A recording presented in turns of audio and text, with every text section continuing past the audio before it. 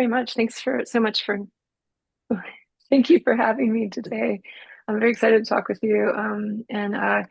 I have some slides that I'll share and go through, but if you have any questions, feel free to drop them in the chat as we go, or raise your hand and I'll call on you, or you can start talking with me. That's fine too. Um, uh, I will be putting links into the chat as I go, so you can take a look at those. And if you have any questions, feel free to ask as we go along. So I work with a project called the Data Rescue Project. I'll tell a little bit about the history because we all love history in the libraries, but you can see our project website and then our Blue Sky channel if you're interested in following along with what we're doing there. So the Data Rescue Project started as a collaboration of these three organizations: IASSIST, which is an international data librarians association, data professionals association, really, it's wider than librarians. RDAP, which is primarily American and Canadian, but also some international data librarians association, and then Data Curation Network, which is a consortium of libraries with institutional repositories focused on data that support each other through data curation practices. So we all have overlapping memberships in some ways, and we were seeing, a few of us who are leaders of these organizations, and I'm the Secretary of IASSIST, we're seeing in February a lot of messages coming through from our patrons asking about where their data has gone, especially for the CDC, or concerned about the longevity of their data. And so we were just seeing messages kind of flying everywhere. We wanted to make sure that we got word out there about pre-existing support for data capture, as well as try and do something about this. So it was really started by a concern for our communities that we support. And so this is the timeline of how things, and it shows you how fast things kind of started going for us. On February 3rd, we shared a Google Doc that was really about the current efforts that we knew of to back up end of term data. So end of term web archive is a great example of this. End of term web archive has been around since 2008 and is actively crawls presidential websites and agencies and the social media accounts, a wide variety of things, as the transition from one president to another president happens, and it's ongoing, and it's a wonderful resource. But it was clear that not everybody remembered that it was there, so we were trying to amplify that with our community as well. And then there were other efforts like that that we felt needed to have some amplification, especially within our community. On February 5th, we got together and we decided to formalize the Data Rescue Project, and that was really when the leaderships of the different organizations decided to create this new thing. And I'll talk a little bit about what we decided our mission would be at that meeting. Then we launched our workflow on the 7th, and then we launched our website and Mattermost on the 10th. So it was a very quick process, even though now we're 3 months out.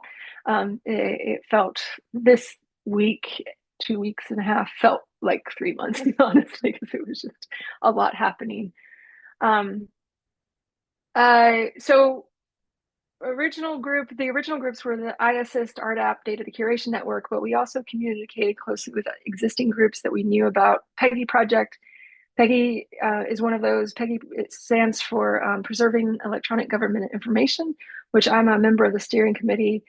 And we have members of our steering committee are also an end-of-term web archive partners. And then EDGI was the Environmental Data Governance Initiative, was a group that was created in 2016-ish or 2017 in response to what was going on in 2017, and especially in relation to environmental data. And then we had a connection with SUCHO, which is Saving Ukrainian Cultural Heritage Online, which some of you may remember from 2022. When the war started, this was an effort to try and save the digital cultural heritage of Ukraine. And they had an amazing amount of work and a lot of volunteers who helped them back up a lot the museum digital objects and all kinds of things. I mean, it's a really wonderful resource. One of their steering committee members has been on our steering committee for the data rescue project. So we got together and had that meeting that I mentioned early in February, and we decided that we really wanted to try and coordinate with the other groups and not overlap or duplicate any kind of effort that other groups were doing. So we knew that EDGI and the Public Environmental Data Partners, PEDP, would cover environmental data. They had done it before and they were going to do it again, and they were doing an amazing job. So we really wanted to think about what we could do to help coordinate efforts across the entire data rescue ecosystem, because we didn't want people duplicating efforts too much or to an extent that was going to be problematic. And so the second thing we want to do is try to communicate, amplify ongoing efforts and new efforts, because there were new partners emerging during this time period. And then the last thing, conserve and curate, was really about our data rescue effort. We wanted to develop a thoughtful and sustainable workflow that would complement traditional web crawling and be crafted for data sets. So traditional web crawling is wonderful for websites and often can get the sublinks on websites and get the files that are linked on websites. But with data sets, we really wanted to think about the long-term preservation and long-term accessibility of them. So we wanted, in our case, to make sure that we were pulling out all of the data and the documentation and the metadata necessary for making that data set discoverable in the long term, and putting that with a place that we knew would keep it. So that was a very important thing. As data librarians, that was a very important thing for us to make sure we could do. So that meant we used Data Lumos. Data Lumos is, let me grab their information. So Data Lumos is a crowdsourced repository for public data that was created by the ICPSR at the University of Michigan in 2017 in response to what was happening. And if you go back and look through the archive or the repository at this point, you can see that there were only a small number of data sets uploaded until 2020. So from when it was created until 2020, and then it kind of dies off. And then most of the data sets, and last count was Friday, March. Actually, I need to change that date. The last count was last Friday, so April 18th. I went and looked, and there were over 300, at least 391 data sets, and there may be more now, that were uploaded with metadata by the Data Rescue Project and partners. So it is definitely getting a lot of data really quickly, and we love to put data there, and they gave us permission to put data there because we know that ICPSR has this commitment to keeping the data for the long term. And since February of 2025, we've uploaded as much FEMA data, AmeriCorps, IMLS, Department of Education, SAMHSA, HUD, AHRQ, almost all the data that we could get that was not restricted access, that was actually public data, we have put in there. We've also moved beyond that list recently to include a lot more. So NLRB, the National Labor Relations Board, CFPB, I always get that one, maybe Protections Board, CFPB, and others are being uploaded into Data Lumos. So I encourage you to go check that out, if that repository out, if you're looking for a data set. So what do we do? That was our kind of history. What we've been doing lately is, one, making sure we document where efforts are going, kind of the big efforts and the small efforts, and then also giving people a list of resources where they can go look for things.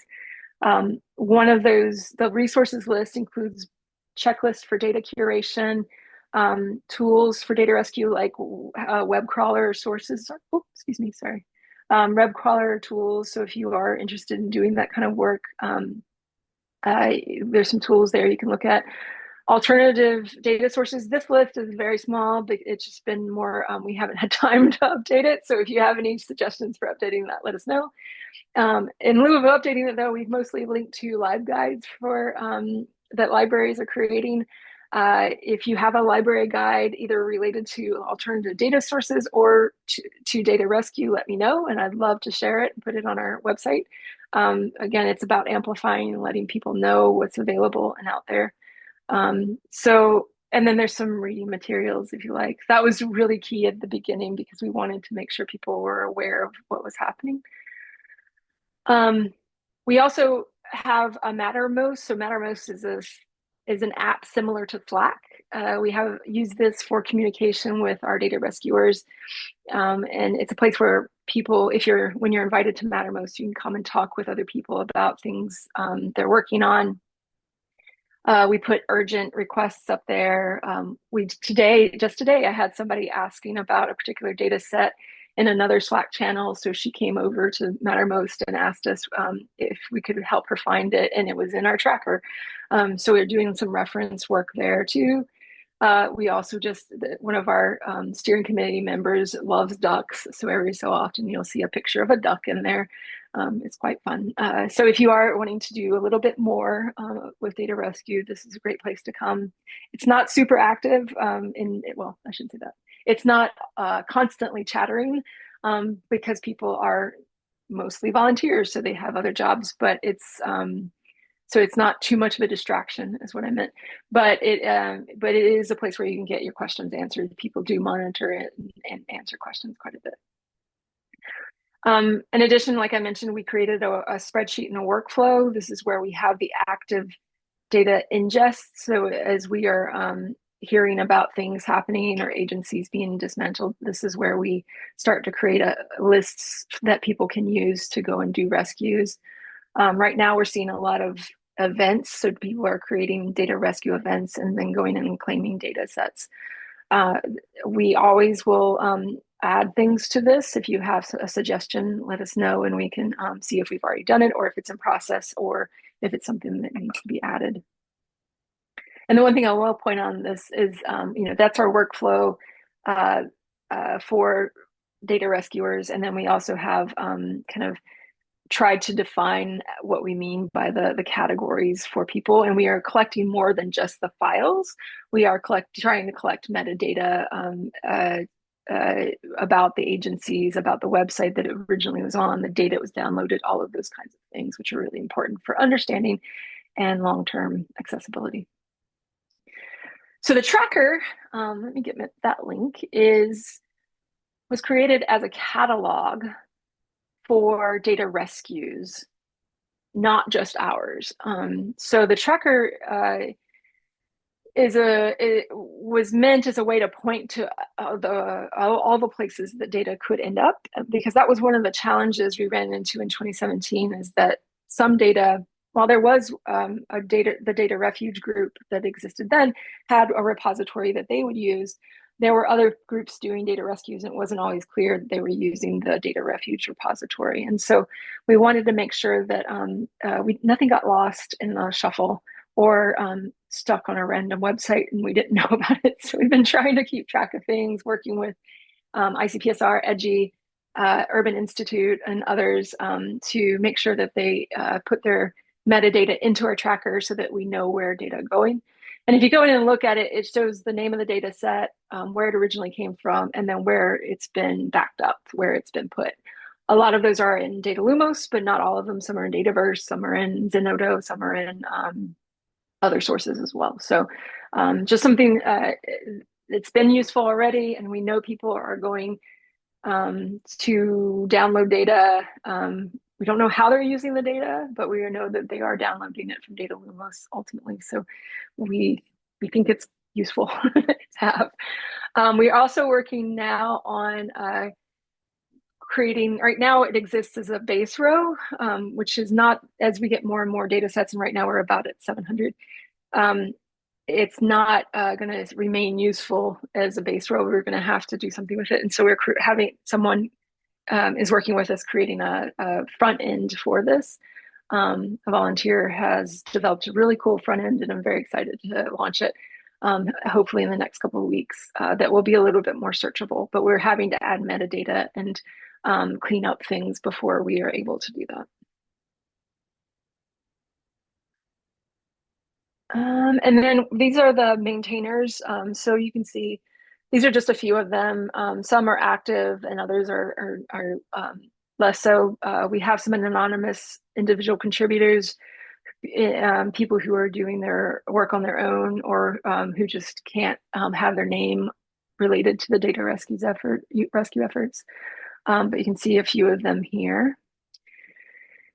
And then we created a data rescue event toolkit.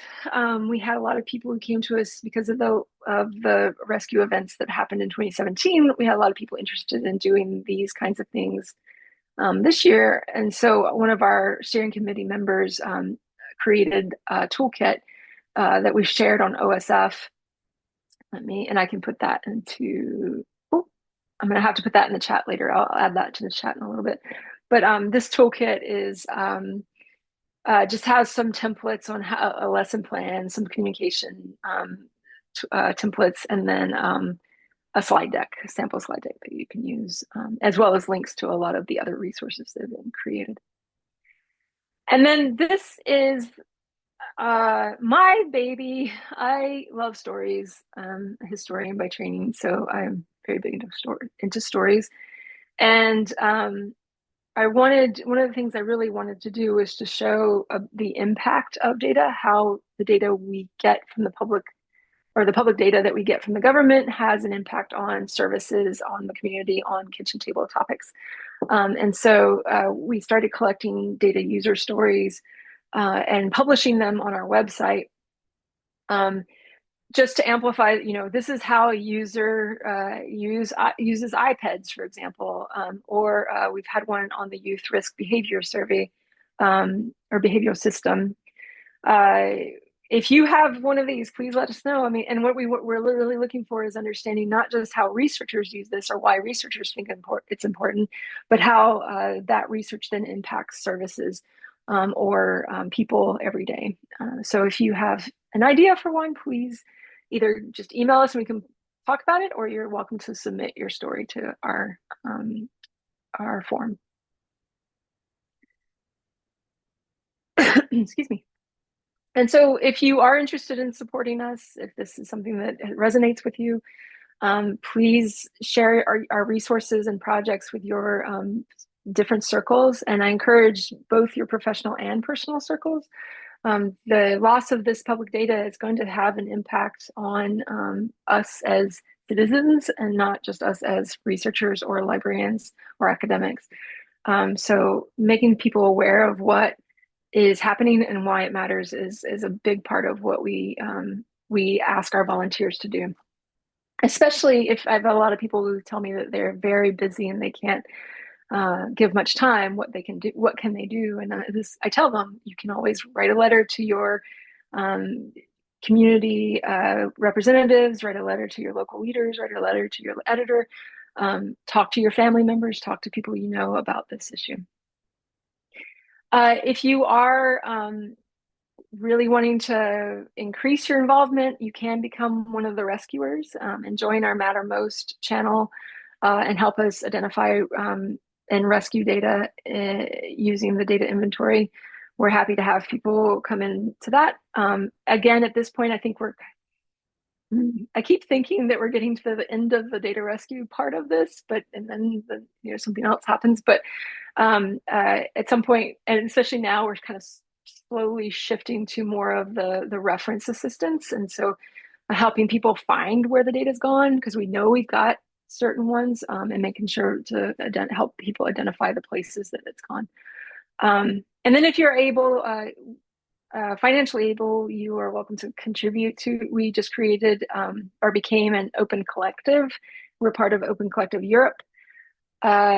This is a system, a program that allows organizations like ours to have an organization, a collective that serves as the fiduciary responsibility for us. So they will we are able to take donations without having to do the paperwork, kind of the burden of that process.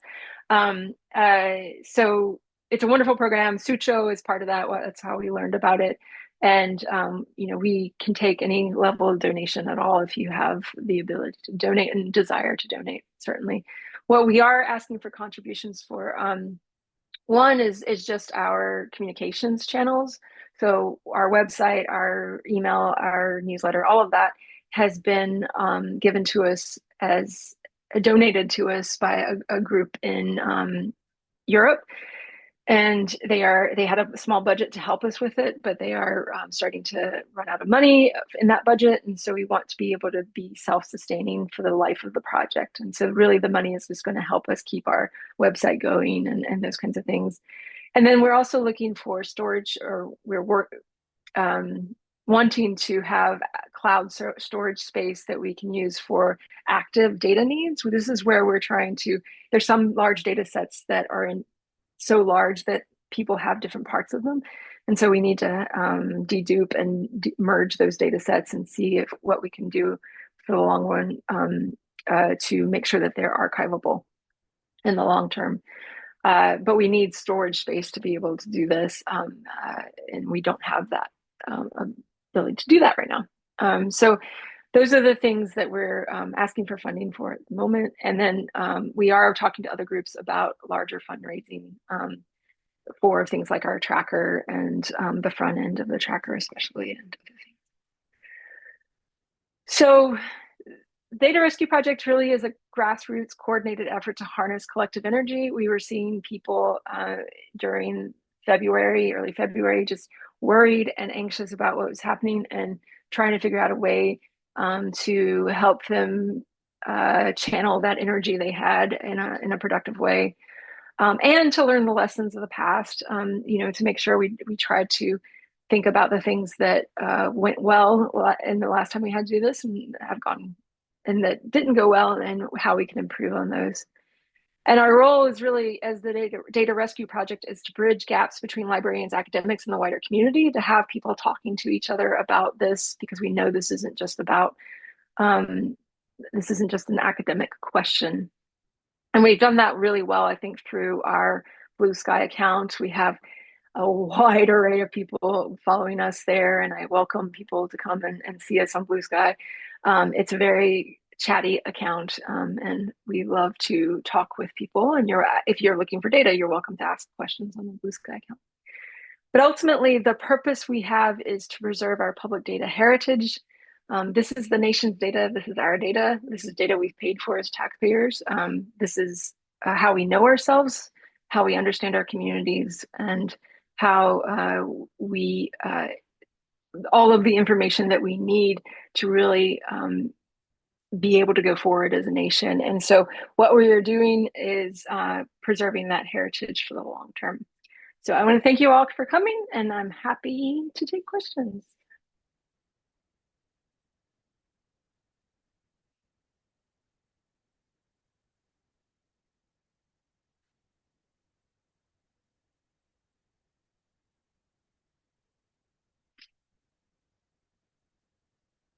Thank you, Erin. Yeah, no, thank you for the support.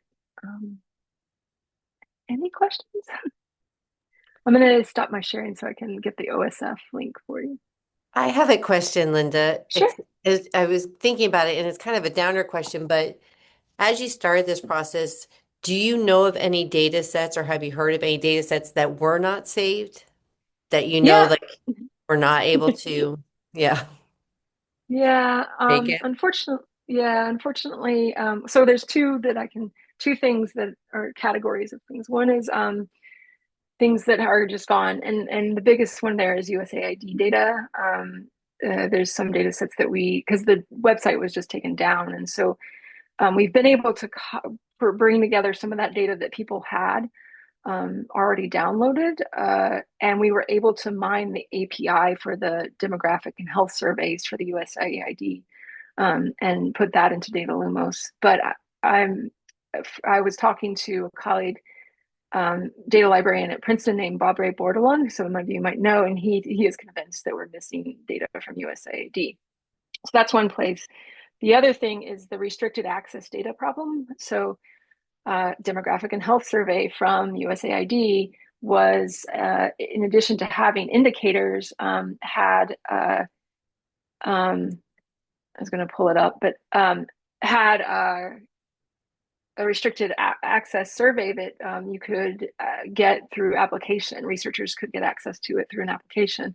And that application process is just, it's halted. There's no one to take the applications. And that's true for DHS. It's also true for PRAMS, which is a pregnancy risk assessment monitoring system.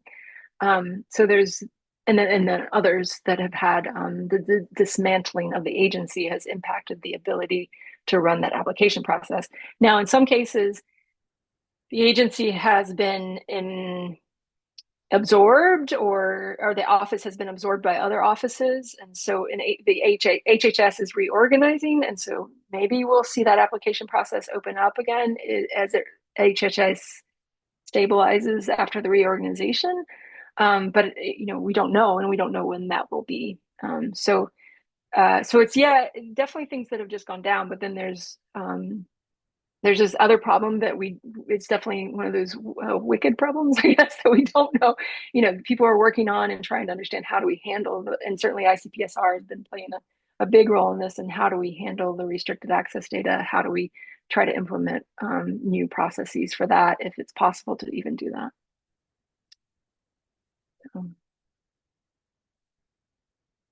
Does that answer your question, Kristen? Sure does. Depressing, but yes. Yes, yeah. Oh, it's all depressing. Yeah. Thank you. Yeah. Any other questions?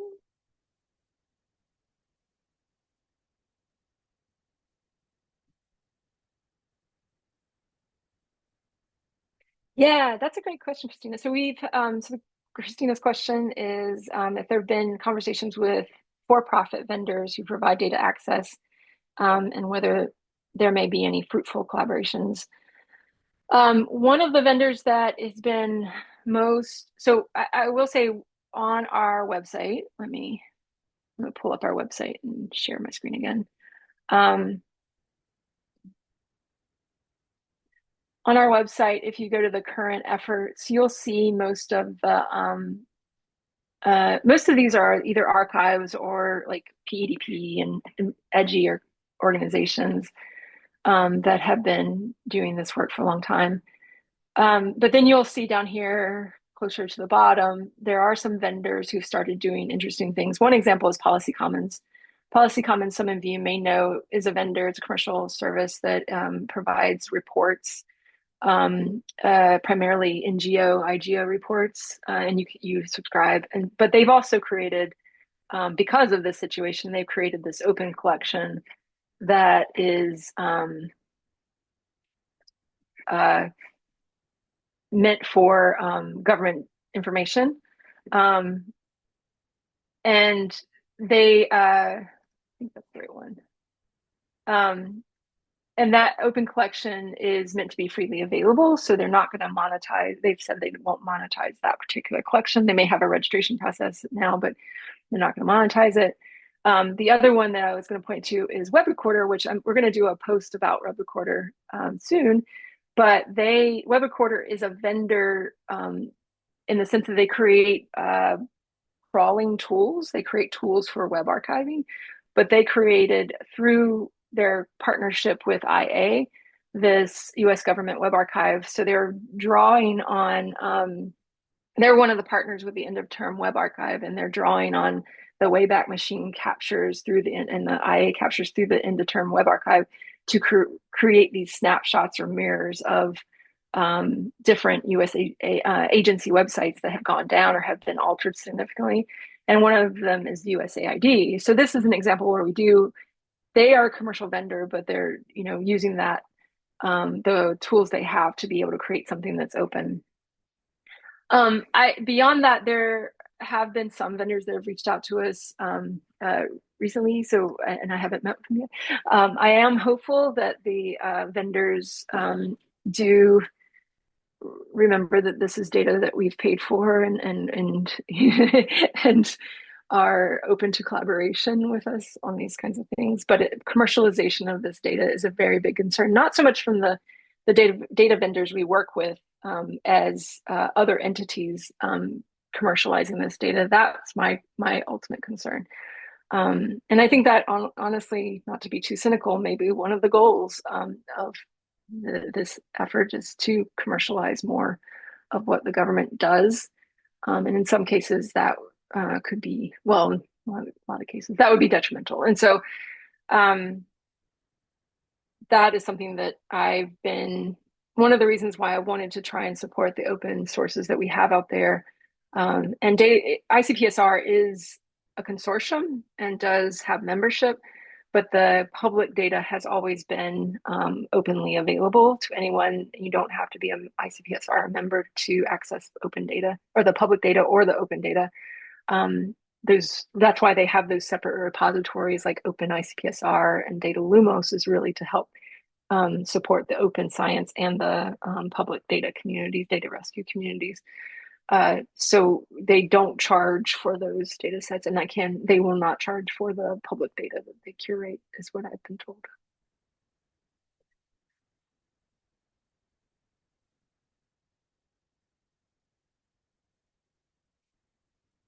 Yeah, this is a great question. So Ellen was asking what most requested data is currently. There's a lot of people. I mean, I can't say that there's been like one thing that everybody's looking for. For a while there, it was the DHS, the Demographic and Health Survey from the USAID, asking questions about that. There is a NOAA, a lot of interest in NOAA because of recent news that has gone out. And there is a notice of removal. I forget the actual word they use, a website that has some data sets from NOAA that are being decommissioned. That's the word. And that's been making the rounds. We've gotten probably the most questions, reference questions kind of things we've gotten is about that particular website. And I can say we are in a conversation right now with a repository out of Europe called Pangea that has said that they are working with NOAA to try and archive some of the NOAA data. And so if you're interested in that one, let me grab that. So this is Pangea. They are pretty well known core trust seal repository based out of Europe, Germany, but they are working with NOAA. Now, what that means, we're still waiting to get more concrete information. They are also going to talk, my understanding is they're also talking to NOAA about the decommission list. But people who are looking at the decommission list who are more expert in that kind of data said that it was a typical decommissioned list, meaning that it was data that was low use and probably would be weeded anyway. But so that's been the one that's been most popular with people asking us about lately. I think I've probably gotten 10 different questions about that particular data set or that particular website. We have not prioritized it, and PEDP has not prioritized that data on that page for archiving or for rescue at this particular moment, just because we have so many things that we're working on, and it is, like I said, the typical decommissioning. But if someone sees something on that page that they think shouldn't be there, then if you get in touch with us, we can let PEDP know.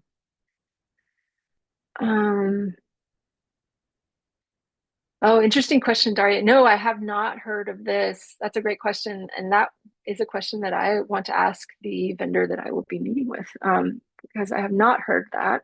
So the question here was, have you heard of vendors removing data from their products that has also been removed from the public domain, especially the data aggregators? No, I haven't heard of anybody doing that necessarily. I have seen one, I think it might have been Sage, but I'm not sure. One vendor did put out that it still had government data. It still had the ones you might be looking for. So in a lot of ways, it's kind of the opposite of that. I will, maybe it might have been Policy Map. Yeah. Yeah, I'm not sure. Yes. Okay. It's Policy Map. Great. It's been so many, I hear so many things, and so it's been a lot to keep track of. The only thing I have seen is there are groups that also, we know that some institutional data repositories, a couple of them have been told that if they have NIH, if a person has NIH money and has NIH has data that needs to be put into, say, an institutional repository, some program officers have told the researchers that they need to ask the repository to put the message that this repository is under review onto their repository. I know of one in particular where they were asked that. What they did not put it on their repository, the message on their repository. They put it onto a particular collection that was where that data was located, and only that data. So that's how they handled it. And I've heard other repositories have been asked or about this, but most of us, and this is just the institutional repository world, have not been putting those messages up. We also know that there's no review like that happening. The NIH does not really have the staffing to review institutional repositories to that level. So that's kind of the other side of that question as well.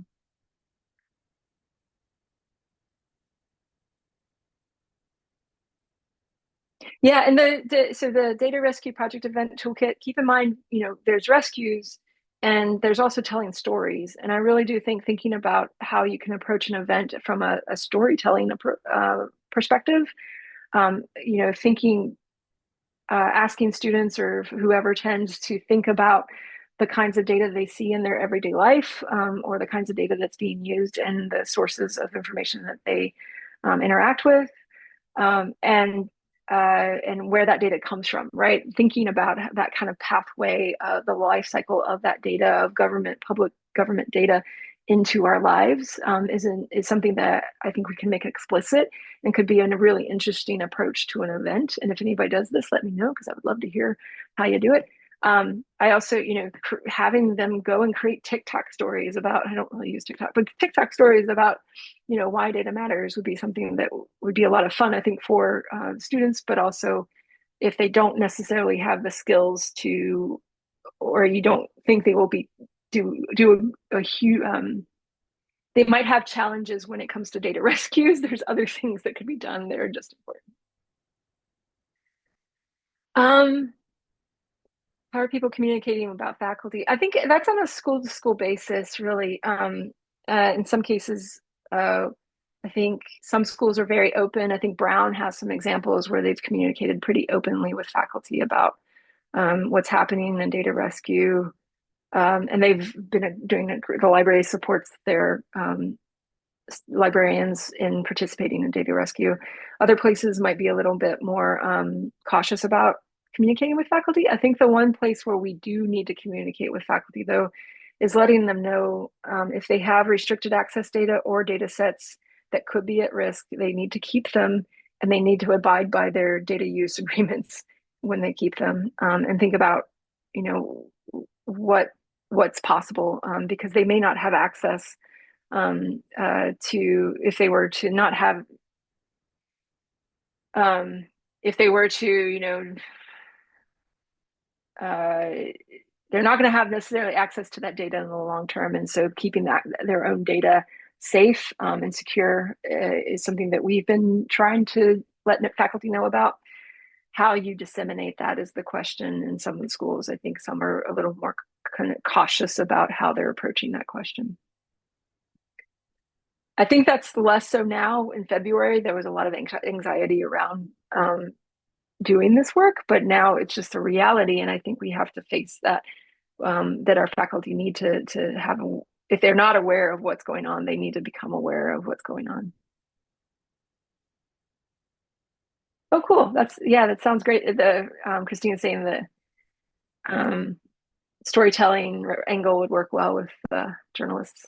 If you do this in Philly, you need to let me know, Christina, so I can come, because I'd love to see it.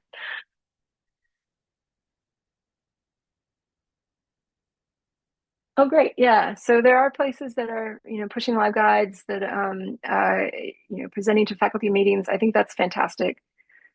You have to decide what your comfort level of your people would be for doing that is a real challenge.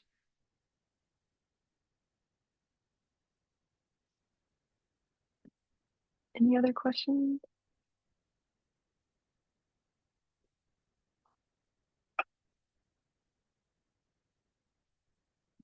And you're welcome to unmute. You don't have to.